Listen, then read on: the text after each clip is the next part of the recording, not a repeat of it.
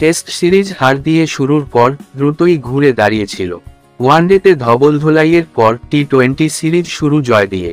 ক্রিকেটের সংক্ষিপ্ত সংস্করণে হাতছানি দিচ্ছে সিরিজ জয়। এই সিরিজেই চোখ রেখে দ্বিতীয় টি-20তে মাঠে নামবে লাল সবুজের দল। কিংসটাউনে বুধবার 17 ডিসেম্বর সকাল 6টায় ওয়েস্ট ইন্ডিজের মুখোমুখি হবে বাংলাদেশ। 3 ম্যাচ সিরিজে 1-0 ব্যবধানে এগিয়ে আছে লিটন দাসের দল। ব্যাটার শামীম পাটোয়ারিও বুনছেন সিরিজ জয়ের স্বপ্ন। আমাদের এখন সিরিজ জেতার সুযোগ আছে।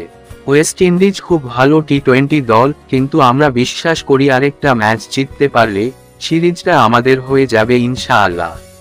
প্রথম টি-20তে বাংলাদেশ 147 রান করে। মাহেদী হাসানের ঘূর্ণিজাদুতে উইন্ডিজ শিবিরে ব্যাটিং ধসের পর রোবম্যান পাওয়েল ঝড় তুলে ম্যাচ নিয়ে যাচ্ছিলেন নিজেদের দিকে। শেষ পর্যন্ত বাংলাদেশ শ্বাসরুদ্ধকর এই ম্যাচ জিতে 7 রানে।